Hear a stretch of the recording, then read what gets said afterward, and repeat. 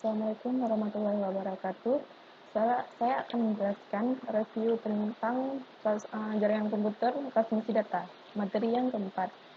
Jadi, transmisi data ini adalah proses untuk melakukan pengiriman data dari salah satu sumber data ke penerima data menggunakan komputer atau media elektronik. Transmisi data ini dapat dibedakan menjadi dua macam. Yang pertama, transmisi serial dan transmisi paralel. Transmisi serial adalah transmisi data di mana dalam satu satuan waktu hanya satu bit yang disalurkan. Dengan demikian, data yang terdiri atas banyak bit dikirim secara berurutan satu per satu. Yang kedua, transmisi paralel. Transmisi paralel ini adalah transmisi data di mana dalam satu satuan waktu beberapa bit biasanya 8 bit bisa disalurkan bersamaan. Pada komputer tersedia juga satuan paralel, misalnya satuan yang dihubungkan dengan printer ketika akan mencetak data. Ada beberapa hal yang berkaitan dengan proses tadi. Yang pertama ada media transmisi data, konfigurasi jalur komunikasi, jalur transmisi data, arah transmisi, model transmisi, dan kapasitas channel transmisi. Yang pertama, media transmisi data. Media transmisi data ini adalah media ini yang memiliki beberapa macam, seperti bus, kabel yang biasanya terdapat pada perangkat internal komputer. Sedangkan untuk eksternal komputer, dalam transmisi data dapat menggunakan kabel eksternal seni atau Wi-Fi. Yang kedua ada konfigurasi jalur komunikasi. Adalah cara menghubungkan perangkat-perangkat yang akan melakukan komunikasi.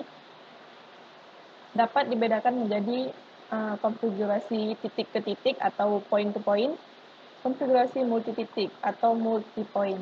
Yang ketiga ada jalur transmisi data, merupakan suatu alat yang mampu mengirimkan informasi dengan menggunakan peralatan yang lain. Jalur transmisi data ini dibagi menjadi 3 macam. Yang pertama ada multicast, broadcast, dan unicast. Yang keempat ada arah transmisi data. Yang berkomunikasi dapat dibedakan menjadi 3 macam arah transmisi data. Yang pertama ada simplex, kedua whole dumplex, ketiga ada full dumplex. Selanjutnya yang kelima, model transmisi adalah data yang dikirimkan dari suatu media atau alat dan dikirimkan oleh media atau alat yang lain. Yang enam, kapasitas channel transmisi adalah kemampuan maksimum dari suatu media atau alat untuk menyalurkan informasi dalam satuan waktu detik digunakan. Satuan yang digunakan adalah bit per second atau bit second. Selanjutnya yang kelima, judulnya modulasi sinyal. Modulasi itu adalah proses pencampuran dua sinyal menjadi satu sinyal. Biasanya, sinyal yang dicampur adalah sinyal yang berfrekuensi tinggi dan rendah. Tujuan dari modulasi sinyal ini adalah yang pertama, transmisi menjadi efisien atau memudahkan pemancaran. Yang kedua, masalah perangkat keras menjadi lebih mudah. Yang ketiga, mendekan derau atau informasi. Yang keempat, untuk memudahkan pengaturan alokasi frekuensi radio.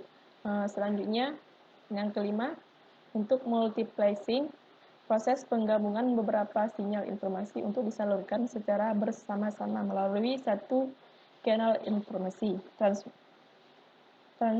Jenis-jenis dari modulasi analog. Yang pertama ada amplitude modulation atau disingkat AM. Yang kedua frequency modulation disingkat FM. Pulse amplitude modulation atau PAM. Modulasi digital. Selanjutnya modulasi digital. Modulasi digital ini adalah teknik modulasi digital, pada prinsipnya merupakan varian dari metode modulasi analog.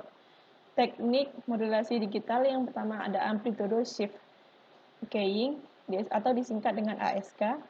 Yang kedua ada Frequency Shift Keying, disingkat dengan FSK, atau Phase Shift Keying, disingkat dengan PSK.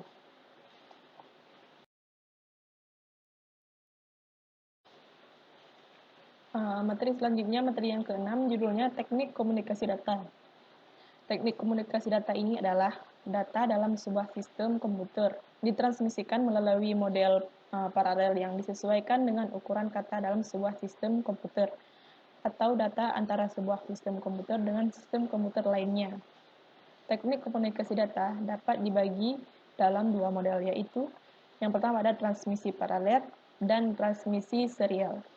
Transmisi paralel adalah semua bit dari karakter yang diwakili oleh suatu kode ditransmisikan secara serentak satu karakter setiap saat.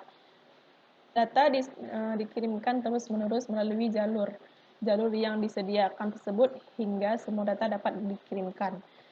Transmisi paralel adalah bit, yaitu bit dikirimkan secara berurutan pada channel yang sama, yang mengurangi biaya untuk kawat, tetapi juga memperlambat kecepatan transmisi.